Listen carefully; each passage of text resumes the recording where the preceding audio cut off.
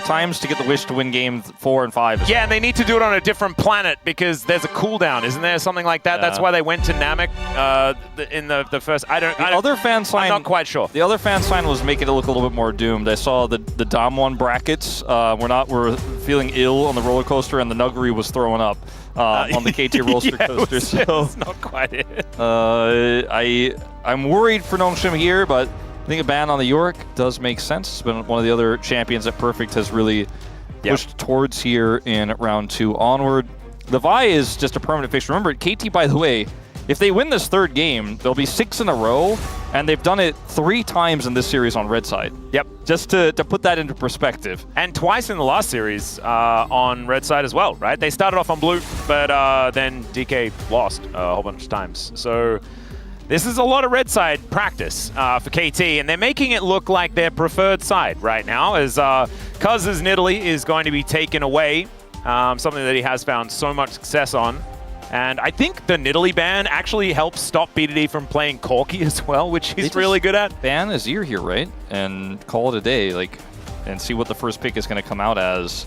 I imagine that could be something like that, and there it is. So what's the prio pick here now? For the side of Nongshim RedForce, maybe an Ahri draft, because the Pantheon gets left open this time, so that makes some sense. There's a lot of different ways you can play around this global here, if they want to. They don't have Camille Galio, sadly, because Camille's gone already, but if it's a strong matchup for the Galio in the mid lane, perhaps that could be an angle here. It's KT on the other side. BDD doesn't have to make his choice right now. Actually, going to look for the Renekton, even with that ban on the Nidalee.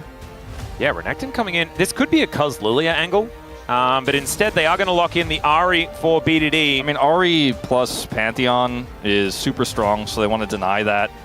I think that's a wise call here from the side of KT Rolster.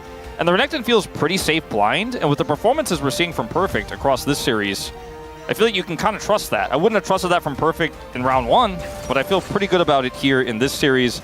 As Calyx will drop the Annie mid as the pool gets thinned out further. Pretty strong with the Pantheon. Yep, not too bad. Has been adjusted a little bit on this patch, but it is like, what, W damage down, armor up, something like that. Yeah, it's not entirely sure whether it's done too much. Not really a change of how it operates in Pro. A little bit weaker laning phase, arguably, but...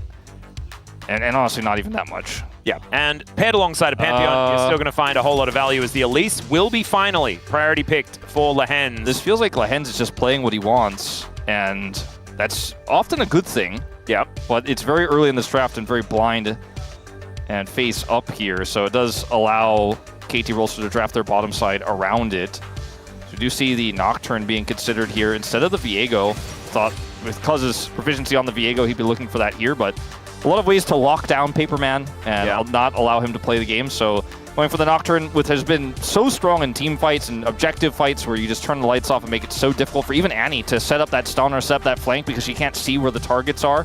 Feels pretty good. Can certainly work. And he can just spell shield her stun if he plays it well. I feel like KT don't have the same level of synergy that we've seen in the last couple of team comps that they put together in the first 3 picks, but these are still strong picks. We're moving later and later into Fearless Draft, and so more and more options have been removed. Now going to be taken away here from Kingen. I think the Jax will probably be the final ban here from KT because it works really well with the Pantheon and can be a strong match with the Gwen as they once again target Peter on this Nico, which is great into the Elise as well. Yep. I was wondering about the Aatrox situation. Aatrox also a fine ban. I would agree with that. I think both of those picks pretty smart here to ban away from Kingen. You never know what Kingen's going to do. He has quite an unusual champion pool, but he does normally stick to the basics, especially in a game like this. Ooh, and the Kai'Sa instead. I actually thought that Kai'Sa might fit the KT comp. Yeah, I actually kind of thought they just take it away. Yeah, it allows them to go a little bit more all-in on dive. Can be a tough lane into whatever Geo is playing with this Elise, though. So I guess that's part of why they decide to ban it. Ah, it's an Ezreal angle. It's why they take it away. I think that's what they're angling for here, but it can just be banned in this final spot.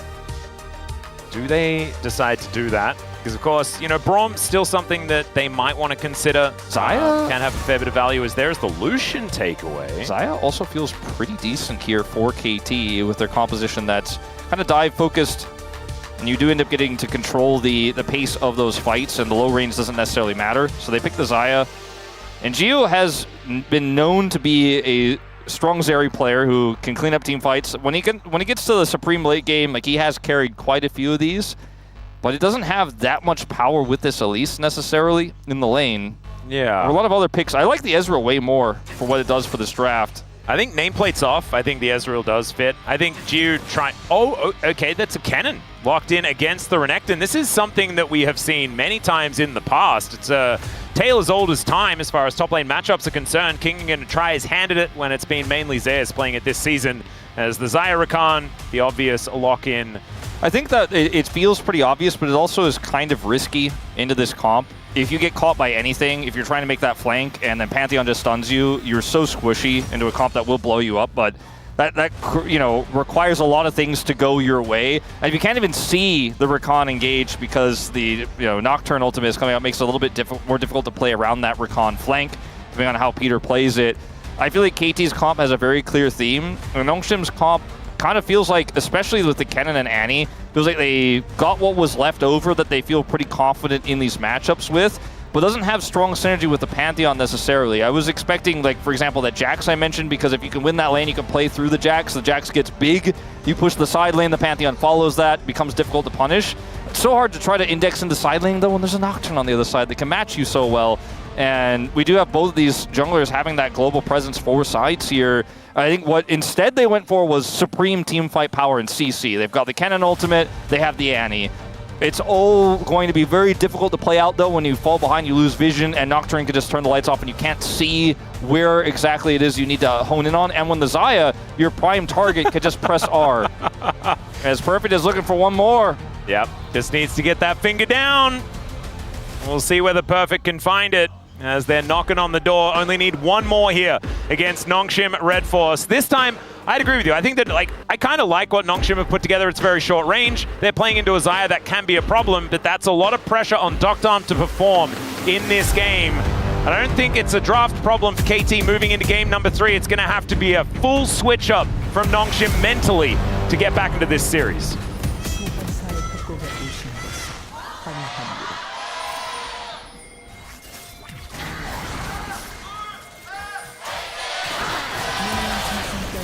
All right, here we are, ladies and gentlemen, and we're already fighting. Lehens goes up, goes down, and then goes down truly. And there's first blood going over to BDD. We needed the mental reset. We're going to need another one. All right, there is the knock-up onto Jiwoo. And, okay, Perfect goes home.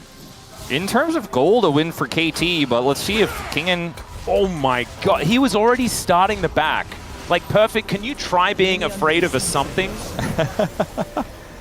KT will lose a lot of health bars here. We'll have to reset the reset time a little bit worse for them, but see how this did start off here as Lehens goes for an aggressive level 1. Looking for the cocoon on because gets the electrocute proc, but BD starts charm, and yeah, there's just not enough Nongshim here. Unfortunately, Kingen at level 1 is not going to be able to impact this play. They didn't expect the rest of KT to be over the wall. Yeah, it just not any information, still committing to it. And this is the coin flip you often get with this Elise pick, especially when Lehens is playing it. 엘릭스 잡았고 나이스. Yep, calling out to go for Elise, got him. Nice. Just having a bit of a giggle. He's like, leave. Yeah. Please, get out. Please get the heck out. Lands the charm to stop Jiu from getting a few extra autos in. Press the attack can be pretty dangerous, so Cocoon going to be connecting once more here towards the bottom side as another repel going to get forced out, but Doctorm and Peter not necessarily going to be super powerful in this lane to start things off, especially up against this Elise that does have so much early power. Maybe not with just Cocoon Repel, but... I don't think this is a loss here for Nongshim that's going to make you feel like this game is doomed, for sure. You know, it's a big lead for BDD, but they still have that strong lane in the bottom lane. Obviously, the range advantage here for Kennen in the top side. And the game won't really change that much from the extra gold that BDD picked up, to be honest. As you can see here, the Annie is still even pushing this lane in. Not going to impact things right now, but really nice defensive play there from KT, and Nongshim kind of overextending, looking for that play, just not having the vision they needed. And I think it speaks to the desperation of being down 0-2 against this insanely powered up KT. And I think when it comes to the draft here, for Nongshim, it's just about the mid-game. You have to get through the mid-game without making big mistakes. Otherwise, you are going to have a really tough time. If the Nocturne comp has vision, has map control, it becomes so much more difficult to play out here. Some zooms coming in here as both mid laners are getting low. One thing fun to talk about is the fact that it's lethal tempo cannon. This has been Kingan's favorite, is the on-hit AD cannon in his top matchups, whereas Zeus would definitely be going more of the AP route. He has gone AD though, Zeus. Yeah, he's done a bit of it in the past. It's just that this season, we've seen both of these, the different variants. He is going to get dove here. It looks like Gideon's got the full stacks for that extra stun. Yep, only level 3 here for Perfect as well. As PDD is solo killed underneath his turret. That's kind of insane. The flash forward from Perfect. He's trying to go for it here, and he finds the 2v1. It is still going to be followed up, but that is a brilliant outcome here for the KT top laner after it all went wrong in mid. Yeah, mid lane, kind of a disaster there for BDD. As we'll see how that eventuated in its entirety in the replay. But this is really a great start here for Nongshim after what was a blunder at level 1. Ending up getting 2 kills here for the 1. Good trade back from Perfect, best possible case scenario, but he is still struggling into this AD cannon and is significantly down in CS as BDD gets stunned. Oh, and the Orb Deception does go wide. He just overstepped. Yeah, it's just a Electrocute flash auto. Good read there by Calyx, knowing the exact timing of the Electrocute proc. Yep. And then Perfect here, going for the stun afterwards was actually quite brilliant. Does, of course, have his flash available, so he can flash for this stun here. The extra turret shot goes through. He has the damage. Will still, of course, go down to the cannon, but without that play, he ends up just dying for free. Yep. Will lose his flash, of course, and still not going to be in a great spot in this lane. Picked up a no magic mantle and is actually just getting the hell out of that lane. In fact, he's just going to go lane into Ezreal instead. That looks to be the angle. I think understanding the Merc Treads are going to be incredibly powerful, even if it is an AD cannon that he's going to be facing. Largely going to be physical damage that he's going to need to worry about, but you do just need to mitigate the stuns that are coming from everywhere in that 2v2. Yeah, this Renekton is not going to be in this game anytime soon, though. So that's a big issue here for KT. A lot of their mid-game power. Well, there's the Flash Cocoon. Come through from Lehens. A little bit of a split as far as the targets, but Peter is still taking so much damage. Does make his way out of there as Cuz will turn up to look to defend. And BDD fighting back here in this mid lane, really wanting to make up for some lost ground. And this start is so much better for Nongshim. It's their best start of the series so far for sure. And we know now that it's Wadid's fault. Yeah, Laura's not going to be happy about that one. Yeah, she was already disappointed, and now it's just kind of over. Well, a lot of focus here on this top side, knowing the Renekton is basically a potato at this point in time. Calling him a handbag would be giving too much credit, I think, at this point. Yeah, handbags can do a lot of damage. Like, you know, like the handbags with the bricks in them that the grandmas carry around sometimes, just to fend off from the bad guys. Yeah, no, it's, you know, you put anything in there, yeah, it can be dangerous. With it. This is a handbag with a pillow in it. Yeah, potato unfortunately just goes with a lot of dishes, but isn't really going to hurt you. I mean, now if he was a hot potato, I feel like we can't even give him that, though, to be honest. I mean, it depends. Like, potato can be dangerous. Like, you've seen some of these potato cannons. They can get pretty dangerous. Yeah, I just don't know if he's got a gun. Maybe it's not even a potato. Maybe it's something else. Kingan 6. Yeah, Kingan's going to go in. Does get the stun down onto Doctarm. The flash over as Doctarm's going to have to flash, get himself out of the way. Doesn't have the Blade Caller just yet, but they don't have the damage to take down the Xayah. That was really clean on both sides. Doctarm gauging that really well, weaving in those auto damage just to make sure they can't follow-up dive him with the damage he did there and then get away. But the follow flash there from Kingan was actually beautifully played. Get over the knock-up attempt there from Peter. That's perfect, yeah. Arcane Shift. Yeah. That works. And this Renekton is very far behind in farm, and the Ezreal is just chilling. So feels very good about this lane. And this allows Lehens to have a lot more power elsewhere on the map with this lane assignment with the Elise, which is exactly where he wants to be. See it back to come through, though, as we're swapping the Ezreal back topside. And level 6 isn't ready just yet for Gideon. A little bit of advantage for Cuz. I don't know if we'll really be able to utilize it right now, though. It's not really much to engage onto. They're going to try to take this dragon first, and with the prio they actually got bottom side with that Ezreal swap back to top lane. Nongshim are just going to lose this one for free. Yeah, no contest. I mean, they're kind of in the area, but does not have enough oomph to stop this one. Well, Perfect is going for a wraparound here, and they turn the lights off. They're going for the cannon, the flash forward to guarantee the fear as in comes Gideon, but Perfect is just playing defense while Kingan is getting taken down lower and lower. Still, he does manage to make it out, and there's no flash on Perfect. He doesn't have the dice, didn't get that one activated, and the cocoon placement is so good. Lan's able to help take him down. BD gets a plate in mid lane, but I think Nongshim are very happy with the kill they grabbed over. We'll continue to have a pretty significant gold lead here, and we'll keep the Renekton out of the lane, keeping him unable to farm. BD actually might greed for a second. Yeah, 2 plates is a lot. Yeah. Actually, as the Charm is going to connect. Molten Shield not really helping Calyx out too much here. And there is the plate money. Yeah, big money for BDD in this one. You can see Duckdom a level down here, as he will get level 6 off this minion. Is not feeling great, though, about how his lane is going. BDD lurking. I think this is a bit dangerous because there is a ward. There's so much vision for Nongshim, actually. Let's check this one out once again. I really like this call from KT. They're so incredibly confident. Cuz goes for the flash to guarantee the fear goes through here. The problem is Pantheon could be here at a moment's notice because he hits level 6 off of, I believe, the red buff just moments before. If he doesn't have ult and the timing of this is just a little bit faster, I believe this works incredibly well for KT. They still got the dragon, but they bit off a little bit more than they could chew there. Great response there from Gideon and Nongshim. King played it well on top of it all, but really cool play there to see them collapse using the Renekton, using the Cuz flash there to guarantee the fear on the cannon, try to prevent him from getting value in that fight. Didn't have quite enough damage with Perfect not being there, so a little bit unfortunate, but of course, KT a little bit further behind this time around. Gonna have to play some honest League of Legends here in game number 3.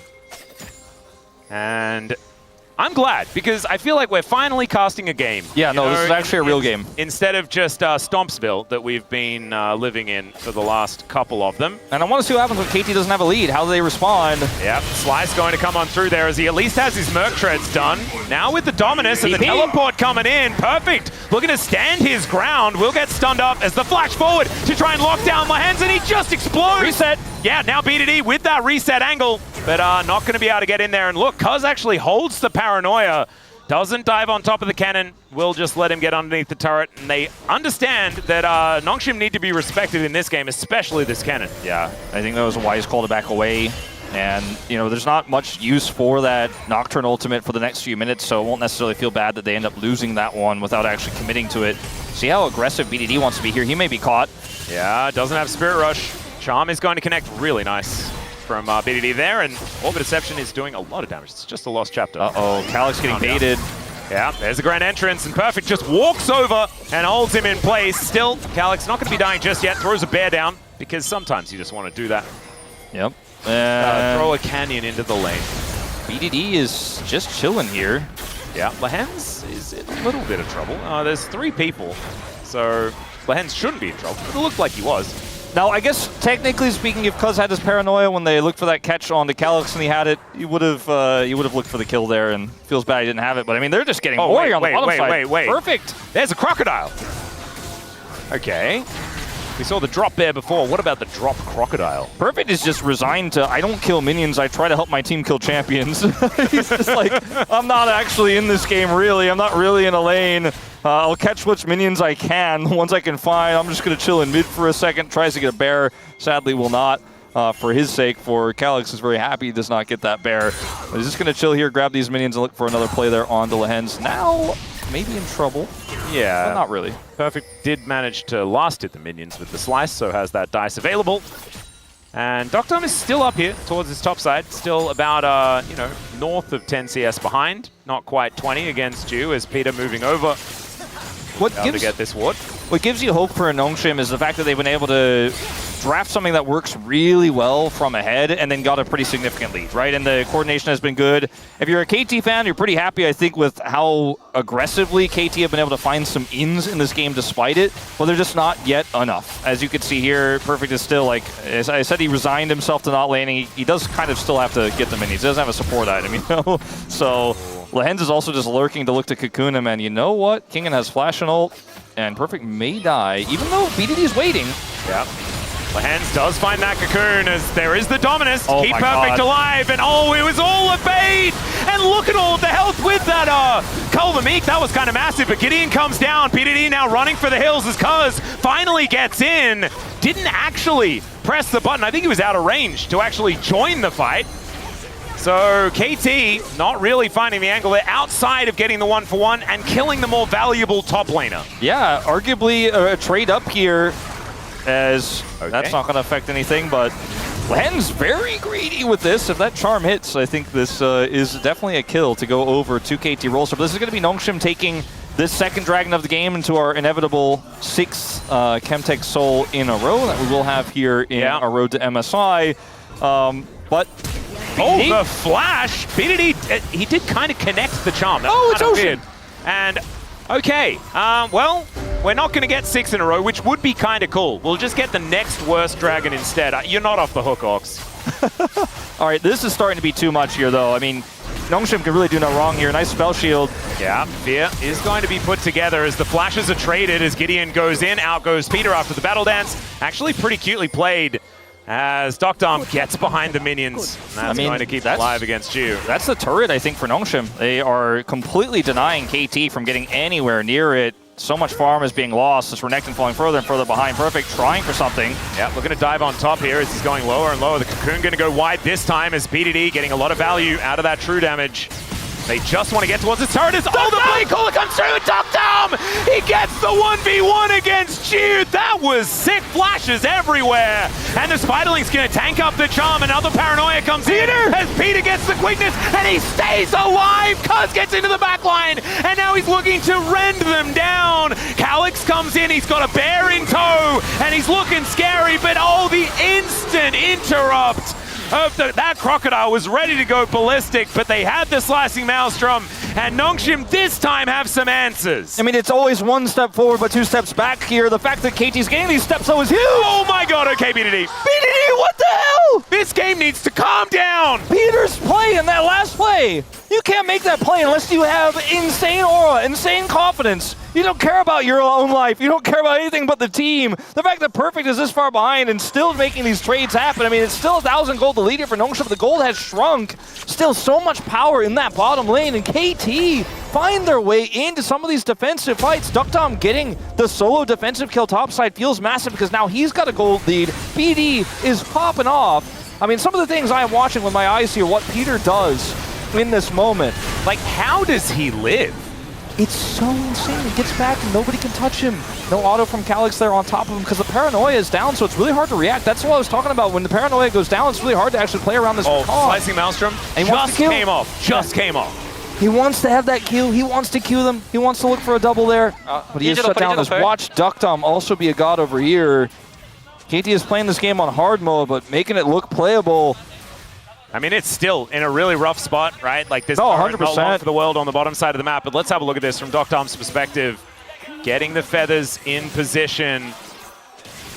And live. Oh, and we've got more fighting as KT in a great position here. 2 just explode, and the charm is going to connect. BDD is now looking to get these resets and get out. Oh, the Orb of Deception he prepared earlier is gorgeously placed. True Shot Barrage is going to soften them up, and BDD has another charge available. Gio needs to be careful as Peter looking for an angle. Tanks up the turret momentarily. They're going to take this one down, and BDD is going to look for the charm. Was actually expecting Gio to try and escape, and instead, Gio just kills him.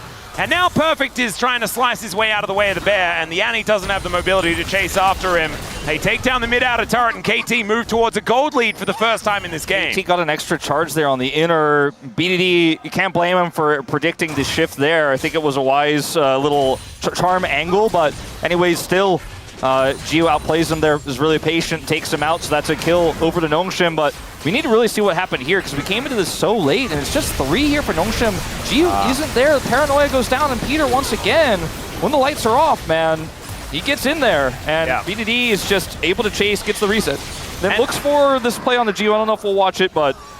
Oh yeah, there we are. We skipped. So predicting the shift there, and predicting the movement, really, I don't know if that's... The angle he took actually, I think, was a bit short for a shift to predict. But either way, predicting, doesn't get the kill, ends up dying himself. But now, there's leads everywhere except the top lane. Kingen is now the only person in this game who, for Nongshim, has a significant lead. And against BDD here, won't have the same side pressure he had into the Renekton as Gideon's coming up for a play, but KT are matching. Yeah, they're going to get here, and the paranoia is going to start this one off. The slicing maelstrom goes down, but he's tanking the turret, and he just gets wiped out. Gideon puts up the shield as Calyx, he can't get in, and they've singled out the jungler. BDD gets it. Another reset to come in here as he dives after Lehens, those pesky spiderlings. Gonna soak yet another charm, and they do make their way out, but 2 already dead, and Nongshim are crumbling once again after a great early game here in game 3. Perfect is just chilling in the bottom lane. They make the play topside there, where they have their strong point, where they have the cannon, but KT were ready for them. It feels like they've just read Nongshim like a book in all these scenarios across all 3 games, and yes, the Renekton is practically worthless in this game, but he's now starting to get farm. Now he's putting a dent in that gold lead that Kingen had because he's left alone here while KT win top side and get a free turret bottom side. Some farm here lost in the mid lane nearly, but it's a cannon wave. And I thought we had a series. I saw it on my hands, Atlas. Yeah, it was kind of written, and now it's just rubbed off. You know, it's like you got a tattoo and unfortunately, it was a henna! It was a fake tattoo. It was a henna, and henna's not even playing in the LCK anymore. Yeah, it's really sad, actually. That being said, I'm glad he's still playing somewhere. Yeah, no, I love henna, man. Our bro boys need to make sure that they just keep playing forever, no matter what they're doing, because they're just the best vibes outside of Peter, who is the best vibes. BDD now potentially in trouble as Spirit Rush, one heck of a button. And he presses that, and now he's going to look to try and turn it here onto Gideon. Takes a bit of true damage there from the Orb of Deception as well, as Dr. looking to chase after them. Cuz just ults on Dragon to make it so they can't actually follow up on BDD. Yeah, what a pro! Well, and also Nongshim were obviously preparing for an engage. Speaking of engage, Peter finds the angle, gets the double charm. Gideon flashes away. And yeah, this Peter guy is a bit of a surgeon on the Rakan today. As Perfect goes in. Kingen still very strong though, as we mentioned before, the teleport going to come down. Strikebreaker going to help hold the cannon in position. Flashes traded, and the slice gets him out. I mean, it's not AP cannon, so you can trade ults like this and actually feel pretty good about it, because the ultimate for Nongshim's team fighting is actually pretty important, and they got the teleport out of Calyx for this. So, feels like a big win for Perfect here. He doesn't actually end up living, has to flash away, but it's a trade of flashes as well. And, I mean, it's the confidence on KT. Like, Peter's having his delight arc almost, it feels like I'm watching right now. No, it's actually kind of ridiculous. Having a look here, and the paranoia and the fact that the Nocturne is just, like, doesn't even really need to be there, to be perfectly honest. Yeah. The play afterwards, in fact, he pressed the button and then didn't actually show up. Yeah, no, he wasn't even anywhere near. And then, so after that, Perfect gets the turret bottom side. Lehens, are you hiding for them, or are they hiding for you? Oh dear. Well, the spider's going to go up and then comes down again. And now the paranoia comes out yet again. Gideon trying to find a target here, but they've already lost one. And look at these health bars melt. Carl's looking to try and get out of there. Gideon's baited forward because he just wants anything, and he will be denied. Perfect will get taken down as Jiu able to find yet another missing shot. What was that Arcane Shift? That was insanity. The charm hits, and he is cut down where he stands. The ace comes in as Dom locks up a triple. He's 5-0-4, undying in this game as this Xayah, and they'll take an Otacon, and then whatever the heck else they... I guess the summer of KT came a little bit early this season, Atlas, because we don't have summer season anymore, but we're still at the halfway point. We haven't started rounds 3 yet. They made it to the Legend group, but this team is on fire. I thought for sure with the leads that Nongshim had early, I thought for sure with Perfect's deficit, that at worst case scenario, if KT had the miracle comeback, at least it wasn't going to be a one-sided game, but in fact, it looks like we might just have 3 one-sided 3-0 here for KT. Let's look at this fight here. It's a desperate start on the Otacon as Lehens is getting caught here, trying to catch anyone who follows up, trying to come in to stop the Otacon take, and KT just come in here and dismantle them. BDD gets Reset City, and unfortunately for Jiwo here, yes, he gets a kill back, but he won't be able to stop the inevitable. Tries for it. That Arcane Shift was absolutely insane. Yeah, I mean, I think he was probably dead regardless. I think BDD had a charge or 2 left, but still. That's the desperation I was talking about earlier. You could feel it in Nongshim's play. All right, Calyx going to be rotating over, and BDD comes in. The paranoia goes down as well as he gets over the wall, does BDD. And Strikebreaker's in for Cuz. They'll find the charm onto everyone because Peter's able to lock them all down. He won't be able to escape this time, and Jiu does create some distance. Featherstorm used mainly defensively, but Perfect gets in there. Calyx goes down. Jiu now trying to kite as best he can, and Kingen not going to be doing anything here. Lehens finally shows up, gets a cocoon onto BDD, who gets over and looks for Jiu. Jiu gets the shutdown, and now Perfect is just going to cut him down. And so it was almost a bit of an angle for Nongshim, but then they find everyone dead, and KT will be able to lock the rest up. Toktom just got out of the fight at the very end as well, and is now pushing the lane. I mean, to try to put this into narrative, right? Where we started this day off today with being like, all right, well, KT are on this insane tear. Momentum could not be higher, right? Which makes you worried if you're a KT fan. And Nongshim fighting to earn their spot in 4th, look for a revenge opportunity against T1, look to make an opportunity at MSI, just get stopped by this brick wall that is KT, the steamroller that is KT in this 3rd game. We like the draft, we like the angles. They got a huge lead in the top lane, and KT just outplay them in team fights. KT, with this roster that was built halfway through the season, solidified halfway through the season, where Perfect was being subbed out for casting. We had Paddock playing here. Yeah. We had Wei at the very beginning of the year. And it all's just coming together at the best possible time. As a former KT player, Lehens here is getting absolutely obliterated by Peter. The support gap feels pretty huge here, and that's not something I thought I was really going to be saying coming into this series. We know that Peter's been in pretty good form recently, but BDD unstoppable. BDD has just been ridiculous. And I feel like I have to, if they close this game out, which by the way, with a 6,000 gold lead, 22 kills to 10, I would expect them to do. I think I still have to give palm to BDD, even though Peter's had an amazing game 3 here. He had a great Alistair game earlier. I think Doctom's also had one of the best series of his career as well. Yeah, how can you beat this team when they play this well? Like, they're playing perfectly. Yep. Speaking of perfect, he's going to dive in on top of Gideon, and I don't think Gideon's going to be going anywhere. Finally, the Nocturne shows up as Jude puts the Arcane Shift on cooldown. He does get feared, Cuz taking some damage, but he just walks his way out. The footwork here from Jiu is actually working, but unfortunately he does not have a team anywhere else on the map. And now they're going to close in on him. The flash forward from Perfect and does get the stun. They get the knock up, and there is another ace for KT. This time it's clean, and this time I think it's just stamped themselves a ticket to Busan. Yeah, they're going to have to wait for this wave, which will buy some time here, but it's going to be Pantheon and Elise that come up first here, and this team of KT Rolster is just so fed. They just don't care. They're looking to go in, take this inhibitor out, and fish for a pick. Lehens, what can you do alone? 4 levels down on Peter in this game. 6 deaths on the Elise. Oh, it's clear the wave. Ridiculous. They are just going to try and clear the wave as best they can.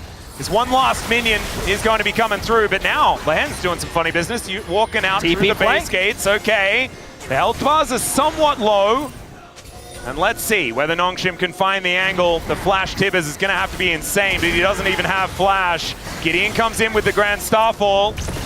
And there is the paranoia turn. Nongshim had to go for something, but I don't know whether this is going to work as they take down the Pantheon immediately, and BDD is looking for another charm. Onto Lehens, back over the wall. They find another one, of course. Peter goes in there to throw himself away. The Tibbers comes on down. It's doing a fair bit of damage. Is now Cuz able to get the spell shield, and Doctom has singled out Jiu and will be able to pull back the feathers, but Jiu does get himself out of the way. Not quite enough there, as Jiu will survive, and now looking for some Mystic shots towards Perfect.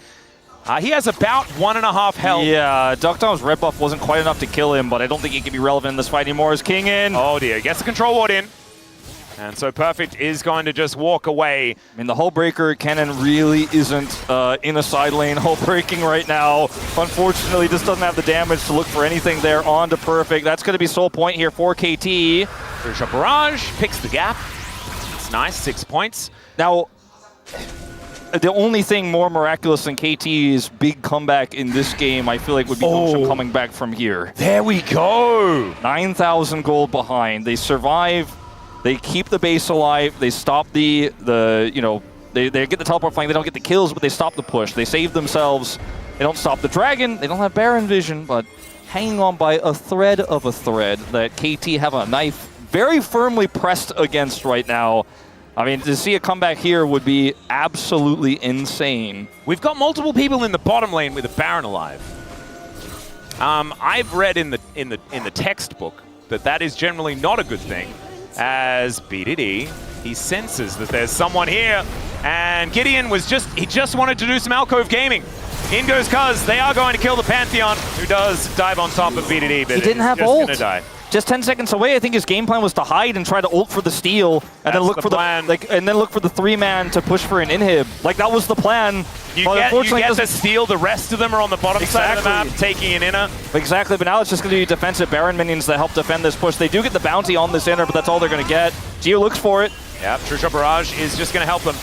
And so Cuz and Doctom will be able to take this one down. Level 16 for Cuz as well, my god. I can't fault Gideon for that No, you was can't. the best angle. Like if they push 3, they get the steal, they get the inhib, then maybe they buy themselves some time in this game, but it just doesn't work. They get caught, they get called out. They were looking for him. They're like, where is he? I don't see where he is on the map. 3 people pushing. I don't think he's down there. We're doing Baron. He's got to be looking for the steal. KT just will not be caught off guard by any of Nongshim's plans or shenanigans. Yeah, it's the fact that they went to check, right? It's the good play. It's not necessarily like Gideon making the wrong move, right? Because it's about desperation at this point. They are so far behind. It is 8,000 gold. And KT are just cruising their way towards a 3-0. They're just like, no miracles allowed, you know? I'm just not going to let anything go wrong. This is unprecedented amounts of good play from KT It's in one period of time. It reminds me of 2023, where they were the first seed. Yep. And so they are going to be heading, most likely, to Busan. We'll see if it's on the back of Peter's play here as, yeah, the Elise goes up and does get taken out once again. Perfect, going to be able to lock that one up, but it is just a kill on the Elise for now. There might be another fight in Nongshim. 25 seconds until Lehens is back up yet again. 1 and 8 though on the Elise. BDD just putting together his forbidden book.